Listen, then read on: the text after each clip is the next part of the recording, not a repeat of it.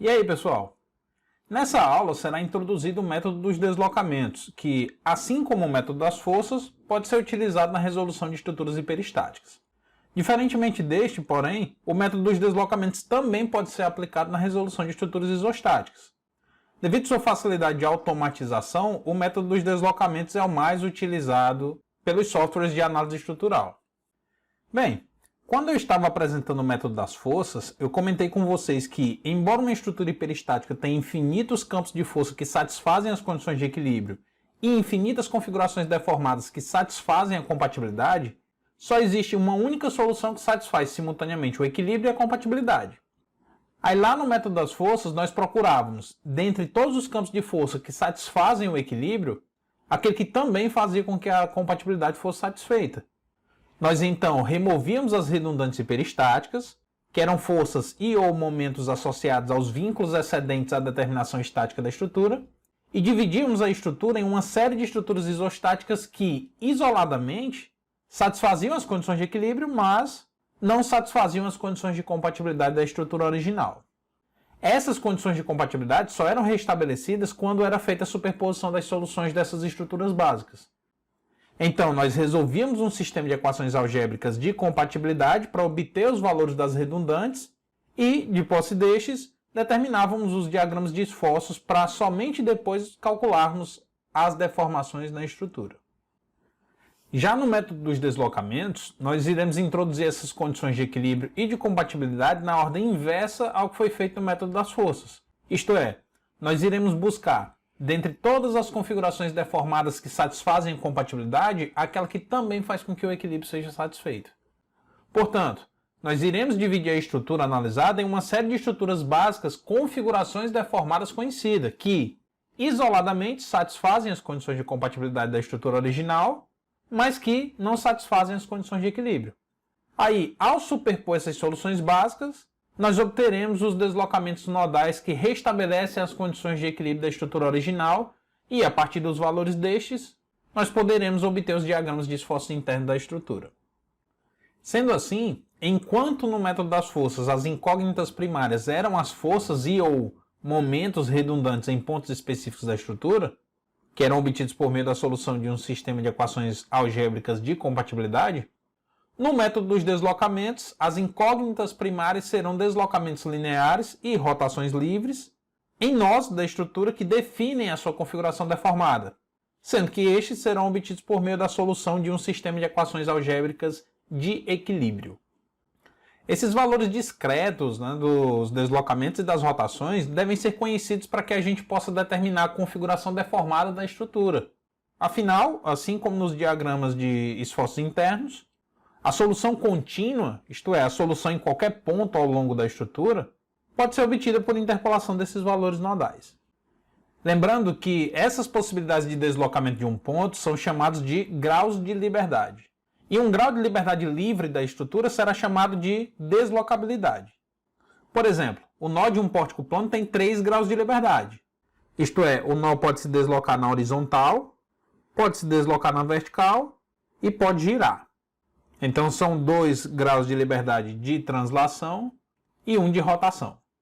Se esse nó estiver ligado a um apoio simples, um grau de liberdade estará sendo restrito. Nesse caso é porque o apoio simples impede o deslocamento vertical. E o nó terá, por essa razão, 2 graus de liberdade livre, ou seja, 2 deslocabilidades. Então os nós que compõem a estrutura podem ter seus deslocamentos restritos por apoios ou por pressupostos baseados no comportamento da estrutura, como por exemplo nos casos das vigas, em que apenas a deformação por flexão é considerada. Em breve eu retomo essa afirmação porque ela merece ser discutida com mais profundidade, tá bom? Um outro adendo aqui, pessoal, antes que eu esqueça. Lembre-se que o nó é o ponto de ligação de 2 elementos e, portanto, será o ponto em que os valores discretos serão definidos. Nós costumamos posicioná-los sempre que houver a mudança de direção nas barras da estrutura, como, por exemplo, nos pórticos, em que a união de um pilar disposto usualmente na vertical e uma viga disposta usualmente na horizontal representa o nó, nos pontos extremos da estrutura ou em pontos em que há uma mudança súbita na seção transversal do elemento. É só lembrar, por exemplo, do F2. Vocês vão excetuar, porém, só o caso da força concentrada, né? Lá no F2, quando a gente tem que inserir uma força concentrada, a gente cria um nó. Nessa metodologia que eu vou apresentar por enquanto, isso não precisa ser considerado, tá bom? Então, excetuando esse caso da força concentrada, vocês podem utilizar os mesmos critérios de criação do nó que vocês usam no F2, beleza? Bom, pessoal, então, uma estrutura que tem todas as suas deslocabilidades definidas com os seus valores conhecidos é denominada estrutura cinematicamente determinada. Então, enquanto no método das forças nós removíamos forças e ou momentos redundantes desconhecidos e dividíamos a estrutura em uma série de estruturas básicas que eram estaticamente determinadas ou isostáticas, no método dos deslocamentos, nós vamos dividir a nossa estrutura em uma série de estruturas básicas cinematicamente determinadas, mediante a remoção das deslocabilidades desconhecidas. Vamos analisar essa estrutura em tela para entender melhor essa sistemática do método. A primeira coisa que nós vamos fazer é identificar os nós da estrutura e avaliar seus graus de liberdade. Nesse caso, nós temos os dois nós externos, que não possuem nenhuma deslocabilidade, afinal, o engaste restringe todos os graus de liberdade, enquanto esse nó interno, localizado na união entre a viga e o pilar, não há nenhum apoio, e por essa razão ele será capaz de girar e mover-se nas direções ortogonais. Portanto, nesse nó, os 3 graus de liberdade são livres, ou seja, nesse nó há 3 deslocabilidades. Um deslocamento horizontal, que eu vou chamar de D1, um deslocamento vertical, que eu vou chamar de D2, e uma rotação, que eu vou chamar de D3. Aí, para que a gente possa tornar a estrutura em cinematicamente determinada e dessa maneira obter o nosso sistema principal, nós teremos que prender esses deslocamentos nodais livres. Para tanto, nós iremos adicionar apoios fictícios. Ou seja, nós iremos remover o deslocamento a partir da inserção de apoios, que são chamados de fictício porque não existem na estrutura original. Para fixar os deslocamentos de translação, nós iremos utilizar apoios do primeiro gênero. E para impedir a rotação, nós vamos utilizar placas rígidas. Então, nesse nó interno, eu vou colocar uma placa rígida para restringir o deslocamento D3. Em seguida, eu vou colocar esse apoio de primeiro gênero para travar o deslocamento horizontal. E, por fim, vou colocar esse apoio fictício de primeiro gênero para travar o deslocamento vertical. E assim como lá na montagem do sistema principal do método das forças, nós numerávamos as redundantes hiperestáticas que eram removidas, aqui eu vou numerar os deslocamentos que foram restritos. Então esse apoio fictício na horizontal travou o deslocamento D1, o apoio fictício na vertical travou o deslocamento D2 e a placa rígida travou a rotação D3. Quando nós prendemos esses deslocamentos nodais que a priori eram livres, nós tornamos as barras independentes entre si. Ou seja, o carregamento e, por conseguinte, as deformações na viga não vão influenciar mais nas deformações do pilar. Se, por exemplo, nós girássemos esse pilar, os esforços que provocaram essa deformação não seriam transferidos para a viga, porque no nó que liga os dois elementos, os deslocamentos estariam sendo travados. Assim, a estrutura pode ser dividida em uma série de barras cuja solução pode ser previamente determinada. Como assim? Reparem que tanto o pilar como a viga são barras cujas extremidades possuem deslocamentos nulos. Ou seja, esses dois elementos possuem um comportamento equivalente a de barras bem engastadas. Concordam? Aí vocês podem pensar, nossa, mas que loucura, eu vou dividir a minha estrutura hiperestática em outras estruturas hiperestáticas? Sim, pessoal. Quando a gente isola os efeitos dessas barras, nós recairemos em barras cuja solução é conhecida. Por exemplo, nós podemos aplicar o método das forças para obter os esforços que surgem na barra bem engastada, e aí nós teremos uma solução fechada para aplicar no método dos deslocamentos. Beleza? Percebam, pessoal, que essa estrutura que a gente acabou de criar satisfaz as condições de compatibilidade com relação aos vínculos externos, ou seja, nós temos as mesmas condições de apoio. Além disso, as barras permanecerão ligadas e com o mesmo ângulo entre si. Então lembra que quando a gente inseriu uma rótula, a nossa condição de compatibilidade aqui, a rotação relativa entre as tangentes elásticas dessas duas barras precisava ser igual a zero? Isso porque, se nós tivermos um nó rígido, o giro que vai ser desenvolvido na extremidade da viga tem que ser igual ao giro que vai ser desenvolvido na extremidade do pilar. E essa condição não foi violada nessa estrutura nova, porque as barras continuam ligadas e a rotação relativa entre elas continua zero. Afinal, nós travamos a rotação na extremidade das duas barras. Entretanto, ao inserir esses apoios para restringir os deslocamentos, nós iremos gerar reações de força e de momento que não existem na estrutura original. Então, o impedimento da rotação decorrente da inserção da placa 3 vai gerar um momento que não existia na estrutura original, e os apoios simples vão gerar reações de força que também não existiam na minha estrutura original. Por esse motivo, a estrutura não atende às condições de equilíbrio da estrutura original. Portanto, ao adicionar esses apoios fictícios na estrutura original para montar o nosso sistema principal, que é cinematicamente determinado, nós introduzimos reações de apoio irreais que ferem o equilíbrio da estrutura original. Então, para que essas estruturas sejam equivalentes, nós precisaremos devolver ao nosso sistema principal as deslocabilidades D1, D2 e D3. Contudo, essa devolução das deslocabilidades no nosso sistema principal será feita de uma por uma, para que nós possamos isolar e analisar os efeitos de cada uma delas de maneira individualizada. Assim como nós fazíamos com as redundantes hiperestáticas lá no método das forças. Então, primeiro nós vamos isolar o efeito do carregamento externo, e esse estado será chamado de estado E0. E aí, nesse nó interno, surgirá uma reação horizontal β1, que estará associada ao apoio fictício que restringiu o deslocamento D1. Da mesma maneira, será gerado no nó uma reação vertical β2, que está associada ao vínculo que foi introduzido na estrutura para restringir o deslocamento D2. E, por fim, irá surgir uma reação de momento, que eu vou chamar de β3, que estará associada à placa rígida que foi introduzida na estrutura para restringir a rotação D3. Como todas essas reações serão provenientes do carregamento externo, eu vou chamá-las de β10, β20 e β30. Beleza? Agora eu vou devolver a esse sistema principal o deslocamento D1, que é esse deslocamento horizontal do nó.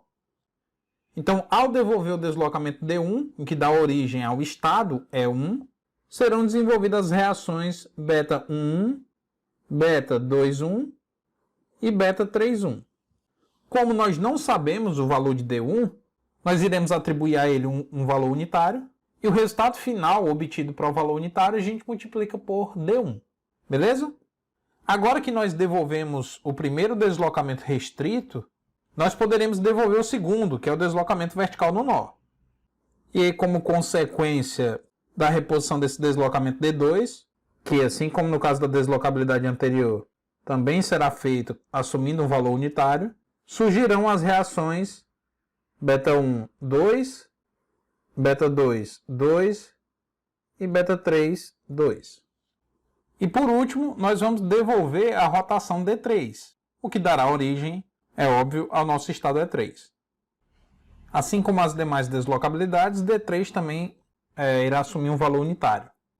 E sob o efeito dessa rotação, surgirão nos apoios fictícios as reações β1, 3, β2, 3 e β3, 3. Agora que nós devolvemos todos os deslocamentos que foram retirados da montagem do sistema principal, nós deveremos encontrar os valores destes que fazem com que a soma dessas estruturas reestabeleça as condições de equilíbrio. Como esses apoios fictícios não existem na nossa estrutura original, nós devemos impor como uma condição de equilíbrio estático que sejam nulas as reações desenvolvidas neles. Isto é, ao superpor essas soluções, β1, β2 e β3, que são as reações que só surgiram porque nós inserimos os apoios, devem ser iguais a zero. Portanto, quando nós somarmos o β1, que pode ser obtido pela combinação linear dos betas de cada estado, ou seja, β1 será igual a β10 mais β1 vezes D1, porque β11 é obtido para um deslocamento D1 unitário, mais β12 vezes D2, mais β13 vezes D3 tem que ser igual a zero. Do mesmo modo, β20 mais beta 21 vezes D1, mais beta 22 vezes D2, mais beta 23 vezes D3, também tem que ser igual a zero. Por fim, a última condição de equilíbrio que tem que ser restabelecida é que beta 30 mais beta 31 vezes D1, mais beta 32 vezes D2, mais beta 33 vezes D3, também tem que ser igual a zero.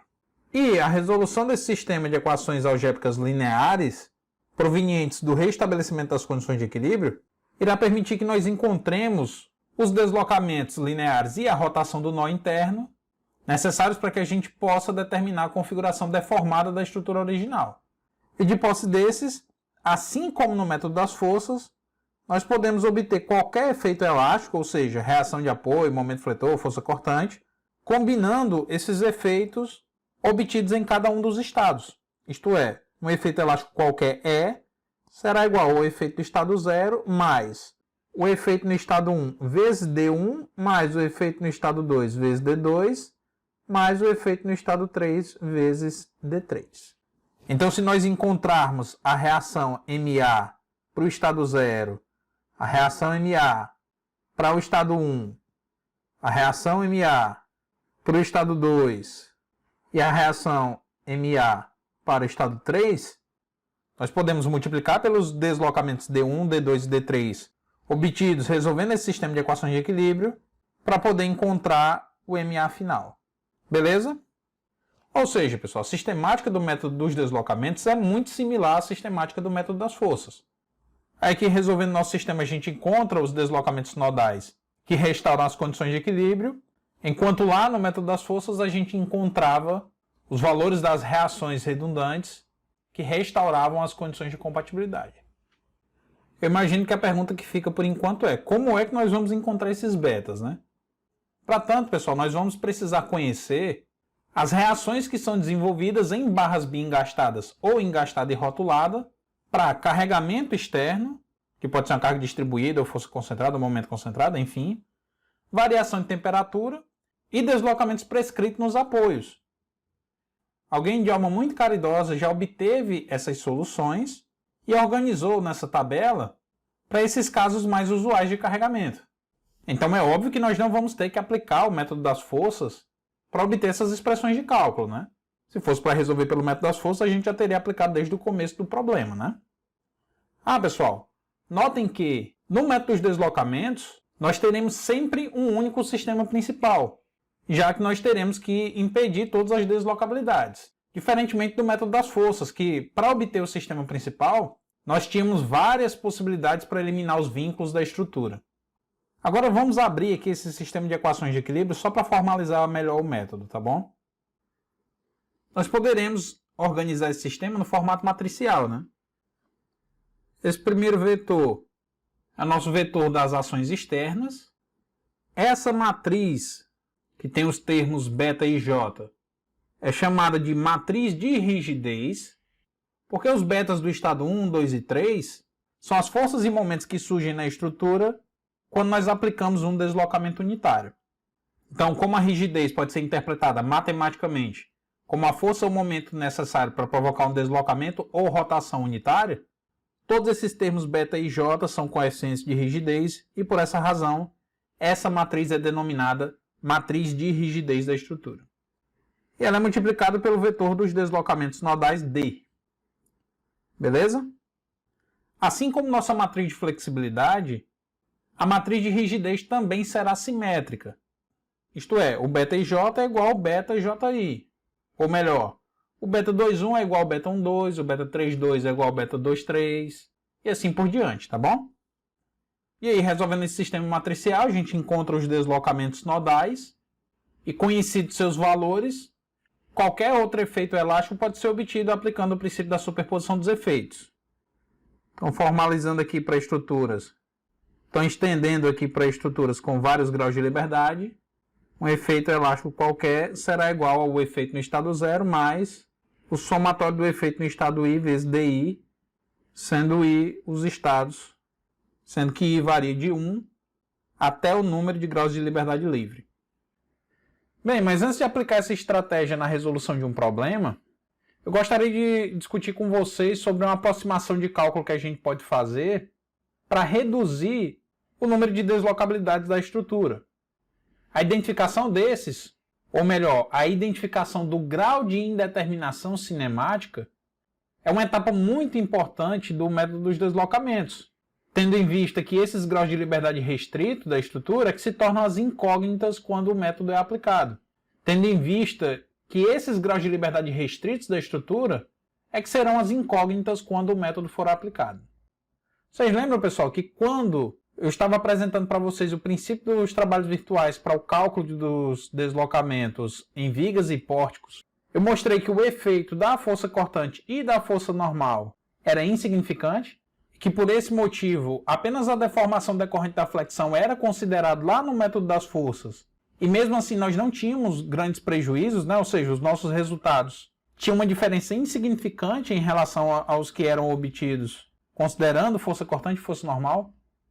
Pois bem, nós vamos adotar a hipótese de barras inextensíveis e, portanto, nós vamos desprezar as deformações axiais nas barras de pórticos e vigas para poder facilitar o nosso trato algébrico do método dos deslocamentos.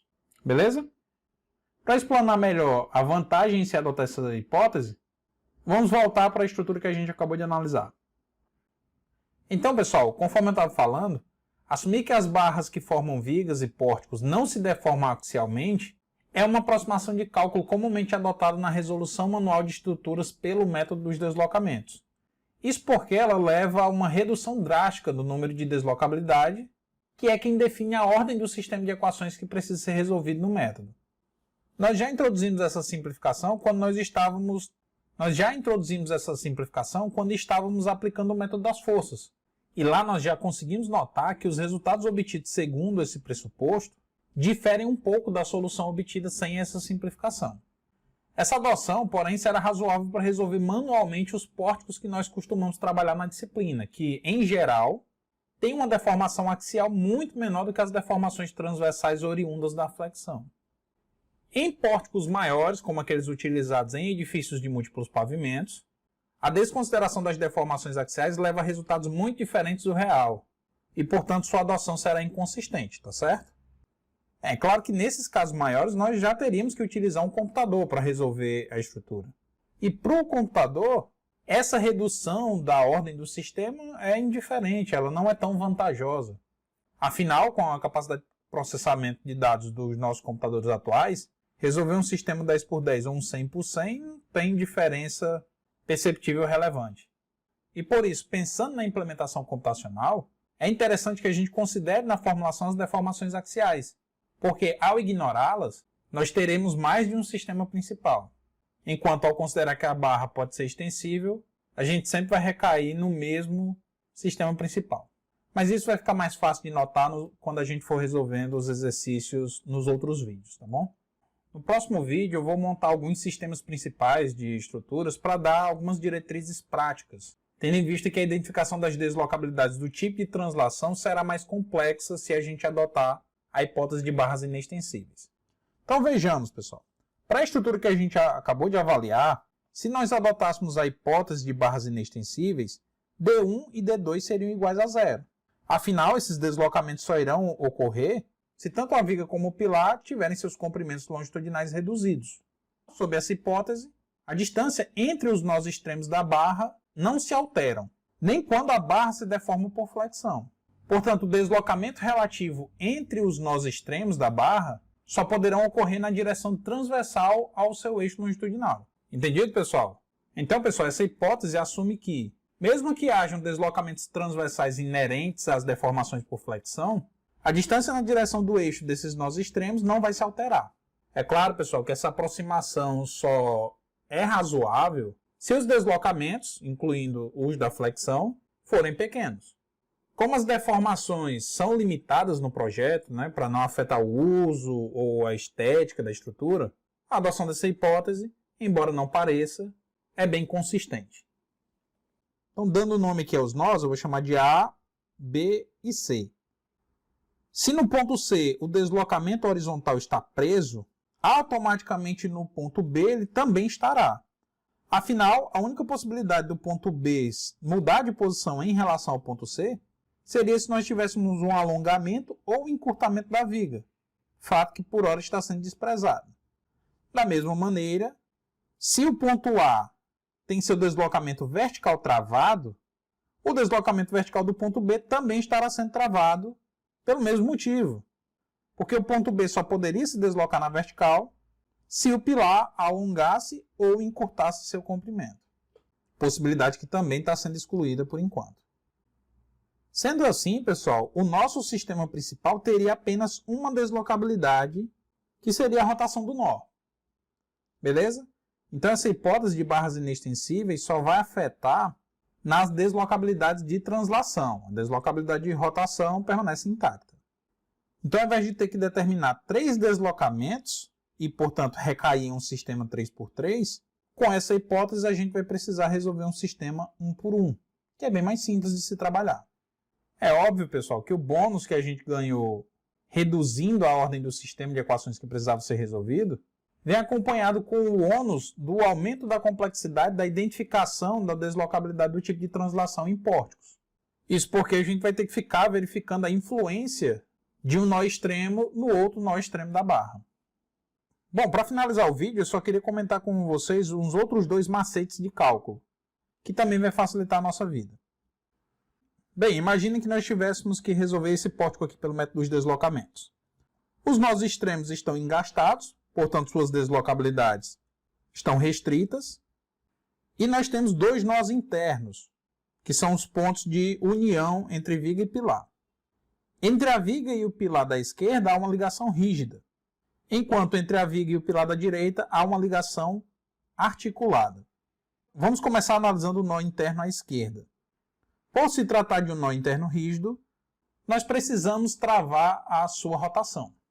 Entretanto, o seu deslocamento vertical não precisa ser preso, uma vez que, se nós adotarmos a hipótese de barras inextensíveis, o fato do nó extremo oposto estar engastado, ou seja, ter o seu deslocamento vertical preso, automaticamente prende o deslocamento vertical nesse nó. Mais uma vez, isso porque a única forma desse ponto mudar de posição na vertical, isto é, subir ou descer, seria se a barra alongasse ou contraísse seu comprimento, uma vez que a sua outra extremidade já está presa. Então, torna-se dispensável a necessidade de colocar um apoio de primeiro gênero aqui. O deslocamento horizontal desse ponto, porém, está livre. Isso porque, se esses 2 pilares fletirem, ou seja, se eles tiverem deformações transversais ao seu eixo, os nós internos poderão mudar de posição, mesmo que a distância relativa entre suas extremidades na direção do eixo não se altere. Então, devido à possibilidade de flexão dos pilares, eu preciso prender esse deslocamento horizontal. E, para tanto, nós utilizamos um apoio fictício de primeiro gênero. Então, nós acabamos de analisar os 3 graus de liberdade desse nó de ligação da viga com o pilar, né? A rotação precisou ser presa, o deslocamento horizontal precisou ser preso, mas o deslocamento vertical não precisou ser preso porque, pela hipótese de barra inextensível, o fato do nó extremo oposto estar engastado faz com que o deslocamento vertical nesse ponto seja nulo. Agora nós vamos para o nó que liga a viga ao pilar da direita. Nesse nó, o deslocamento vertical vai estar preso devido à existência do engaste nessa extremidade, uma vez que a única forma desse nó mudar de posição vertical seria se houvesse uma contração ou alongamento do pilar. Da mesma forma, eu não preciso travar o deslocamento horizontal, porque eu já o fiz quando coloquei esse apoio de primeiro gênero na extremidade esquerda da viga. Então, para que esse nó à direita se desloque na horizontal, eu teria que promover um alongamento ou encurtamento da barra, já que a extremidade esquerda está fixa. Então, deslocamento horizontal e vertical estão presos. A rotação, no entanto, está livre, porque aqui a gente tem uma rótula. Porém, pessoal, nós internos articulados não precisam ter suas rotações restritas. Isto é, nós não precisamos eliminar essa deslocabilidade. Isso porque, pessoal, o intuito da gente eliminar a rotação é tornar as barras independentes quanto à flexão. Ou seja, eu não quero que a flexão no pilar interfira na flexão da viga e nem vice-versa. Só que a rótula já faz isso, né? Ela elimina a continuidade entre as duas barras. Então, se o pilar fletir, essa flexão não será transferida para a viga, porque a ligação está articulada.